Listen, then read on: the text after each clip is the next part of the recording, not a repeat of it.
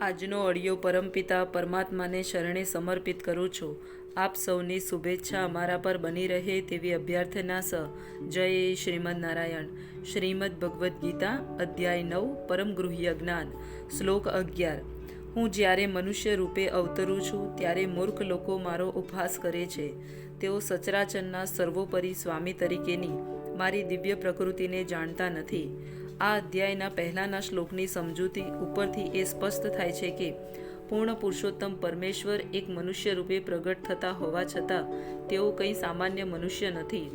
જે ભગવાન અખિલ બ્રહ્માંડનું સર્જન, પાલન તથા વિનાશ કરે છે તેઓ માત્ર મનુષ્ય હોઈ શકે નહીં. છતાં એવા અનેક મૂર્ખ માણસો છે કે જેઓ કૃષ્ણને એક શક્તિશાળી મનુષ્ય સિવાય બીજું કંઈ જ માનતા નથી. વસ્તુતઃ તેઓ આદિ પરમ પુરુષ છે, જે અંગે બ્રહ્મ સંહિતામાં સમર્થન થયું છે.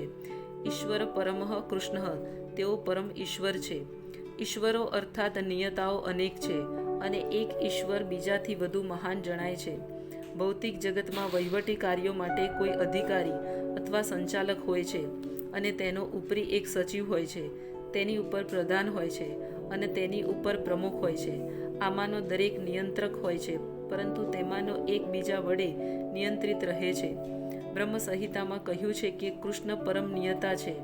નિસંદેહ ભૌતિક જગત તથા વૈકુંઠ લોક બંનેમાં અનેક નિયતાઓ હોય છે, પરંતુ કૃષ્ણ તો સર્વોપરી અર્થાત પરમ નિયતા છે અને તેમનો દેહ સચ્ચિદાનંદ રૂપ અર્થાત અભૌતિક હોય છે.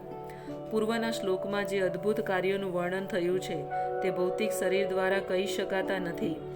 કૃષ્ણનું શરીર સનાતન, આનંદમય અને જ્ઞાનથી ભરપૂર છે. તેઓ સામાન્ય મનુષ્ય નથી. તેમ છતાં મૂર્ખ લોકો તેમનો ઉપહાસ કરે છે અને તેમને એક મનુષ્ય માને છે.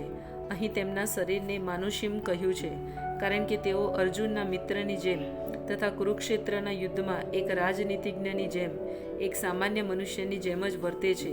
તેઓ અનેક રીતે એક સામાન્ય મનુષ્યની જેમ કાર્ય કરે છે, પરંતુ હકીકતમાં તેમનું શરીર સચ્ચિદાનંદ વિગ્રહ રૂપ છે.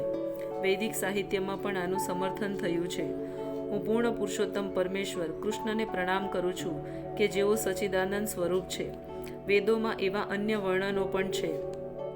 આપ ઇન્દ્રિયો તથા ગાયોના આનંદ રૂપ છો. સચ્ચિદાનંદ વિગ્રહ અને આપનું રૂપ સચ્ચિદાનંદ સ્વરૂપ છે.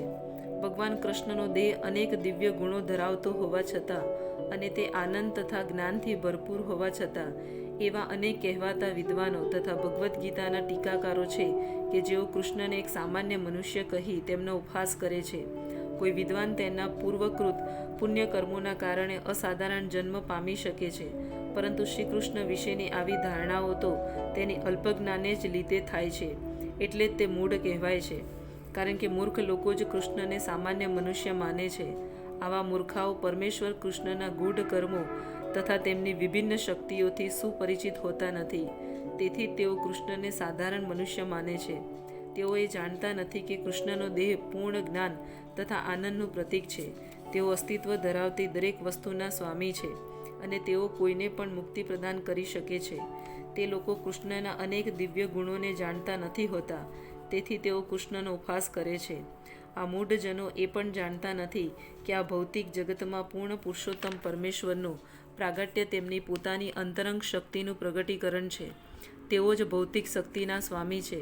અનેક સ્થળે કહેવામાં આવ્યું છે તેમ તેઓ કહે છે કે ભૌતિક શક્તિ અત્યંત પ્રબળ હોવા છતાં તેમના નિયંત્રણ હેઠળ રહેલી છે અને જે કોઈ તેમના શરણે આવે છે તે આ ભૌતિક શક્તિના નિયંત્રણમાંથી બહાર નીકળી શકે છે. જો કૃષ્ણને શરણાગત થયેલો જીવ ભૌતિક માયાના પ્રભાવમાંથી બહાર નીકળી શકે છે, તો પછી સંપૂર્ણ દ્રશ્ય જગતનું સર્જન, પાલન તથા સંહાર કરનારા પરમેશ્વર આપણા જેવું ભૌતિક શરીર કેવી રીતે ધરાવી શકે? માટે કૃષ્ણ વિષયક આવી ધારણા રાખવી એ નરી મૂર્ખામી છે. મૂર્ખ મનુષ્યો અલબત્ત સમજી શકતા નથી કે સાધારણ મનુષ્યની જેમ પ્રગટ થનારા પરમેશ્વર કૃષ્ણ સમગ્ર અણુ પરમાણુ તથા વિરાટ બ્રહ્માંડના નિયતા કેવી રીતે થઈ શકે? બૃહત્તમ તથા સૂક્ષ્મતમ તેમની કલ્પનાની શક્તિથી બહારની વાત છે અને તેથી તેઓ એવું વિચારી પણ શકતા નથી કે મનુષ્ય જેવું રૂપ એક જ સમયે અનંત તથા સૂક્ષ્મતમને કેવી રીતે વશમાં રાખી શકે.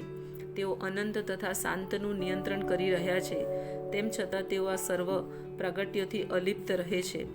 તેમના યોગેશ્વર મેશ્વરમ વિશે અર્થાત તેમની અચિત્ય દિવ્ય શક્તિ વિશે કહેવામાં આવ્યું છે કે તેઓ એકસાથે અનંત તથા શાંતનને વશમાં રાખી શકે છે, છતાં તેમનાથી અળગા રહી શકે છે. જો કે મૂર્ખ લોકો વિચારી પણ શકતા નથી કે મનુષ્ય રૂપમાં અવતરીને કૃષ્ણ કેવી રીતે અનંત અને શાંતનને નિયંત્રણમાં રાખી શકે છે. તેમ છતાં જે શુદ્ધ ભક્તો છે તેઓ આનો સ્વીકાર કરે છે, કારણ કે તેઓ જાણે છે કે કૃષ્ણ પૂર્ણ પુરુષોત્તમ પરમેશ્વર છે. તેથી તેઓ સંપૂર્ણપણે તેમની શરણમાં જાય છે. કૃષ્ણ ભાવના મૃત અર્થાત ભગવાનની ભક્તિમય સેવામાં પરોવાઈ જાય છે. નિરાકારવાદીઓ તથા સાકારવાદીઓ વચ્ચે ભગવાનના મનુષ્ય રૂપમાં થતા પ્રાગટ્ય વિશે અનેક મતભેદો છે, પરંતુ જો આપણે ભગવદ્ ગીતા તથા શ્રીમદ ભાગવતમમાં જેવા અધિકૃત ગ્રંથોનું અનુશીલન કૃષ્ણ તત્વ સમજવા માટે કરીશું તો આપણે જાણી શકીશું કે કૃષ્ણ જ પૂર્ણ પુરુષોત્તમ પરમેશ્વર છે. તેઓ સાધારણ મનુષ્ય નથી, ભલે તેઓ આ પૃથ્વી પર એક સાધારણ મનુષ્યની જેમ અવતર્યા હોય.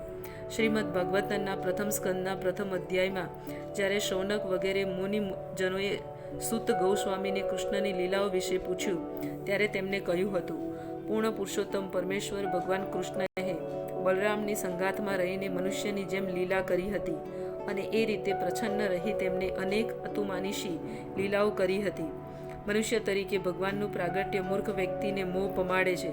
કૃષ્ણ આ ભૂમંડળમાં વિદ્યમાન હતા ત્યારે તેમને કરેલા અદ્ભુત કાર્યો કોઈ મનુષ્ય કરી શકે નહીં. જ્યારે કૃષ્ણ પોતાની માતા દેવકી તથા પિતા વસુદેવજી સમક્ષ પ્રગટ થયા ત્યારે તેઓ 4 હાથ સાથે પ્રગટ થયા હતા, પરંતુ માતા પિતાની પ્રાર્થના પછી તેમને સામાન્ય બાળકનું રૂપ ધારણ કર્યું હતું. ભાગવતમમાં પણ જણાવ્યા પ્રમાણે બભુવો પ્રાકૃત શિશુ, તેઓ એક સાધારણ બાળક જેવા થઈ ગયા. વળી અહીં એવો પણ નિર્દેશ મળે છે કે સામાન્ય વ્યક્તિ રૂપે પ્રગટ થવું એ તેમના દિવ્ય શરીરનો એક લાક્ષણિક ગુણ છે. ભગવદ્ ગીતાના 11મા અધ્યાયમાં એમ પણ કહ્યું છે કે અર્જુનને કૃષ્ણના ચતુર્ભુજ રૂપનું દર્શન કરવા માટે પ્રાર્થના કરી હતી. આ રૂપ દર્શાવ્યા પછી અર્જુનની પ્રાર્થના કરી એટલે તેમને પહેલાંનું મનુષ્ય રૂપ ધારણ કરી લીધું. ભગવાનના આ વિભિન્ન લક્ષણો નિસંદેહ સાધારણ મનુષ્ય જેવા નથી. કૃષ્ણનો ઉપહાસ કરનારા અને માયાવાદી વિચારધારાથી પ્રભાવિત થયેલા કેટલાક લોકો કૃષ્ણને એક સામાન્ય મનુષ્ય હતા એમ સિદ્ધ કરવા માટે શ્રીમદ ભાગવતનો આ શ્લોક ઉદ્ગત કરે છે. પરમેશ્વર સમસ્ત જીવોમાં વિદ્યમાન છે. આપણે જીવ ગોસ્વામી તથા વિશ્વનાથ ચક્રવર્તી ઠાકુર જેવા વૈષ્ણવ આચાર્યોએ કરેલું આ શ્લોકનું ભાષ્ય ધ્યાનમાં લઈએ એ જ ઉત્તમ છે.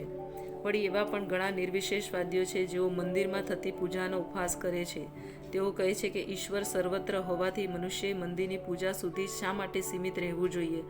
પરંતુ જો ઈશ્વર સર્વત્ર હોય તો શું તે મંદિર કે મૂર્તિમાં હોતા નથી? સગુણવાદી તથા નિર્વિશેષવાદી જોકે સતત લડતા રહે છે, છતાં કૃષ્ણ ભાવના મૃતમાં રહેલો પૂર્ણ ભક્ત એ જાણે છે કે કૃષ્ણ પરમેશ્વર હોવા છતાં તેઓ જ સર્વવ્યાપી છે, જે વિશે બ્રહ્મ સંહિતા સમર્થન કરે છે. જોકે તેમનું વ્યક્તિગત ધામ ગૌલોક વૃંદાવન છે તથા ત્યાં નિત્ય નિવાસ કરે છે, તેમ છતાં પોતાની શક્તિના વિભિન્ન આવિર્ભાવો દ્વારા તથા શ્વાંસ વિસ્તાર દ્વારા ભૌતિક તેમજ દિવ્ય જગતમાં તેઓ સર્વત્ર વિદ્યમાન છે. જય શ્રીમદ નારાયણ.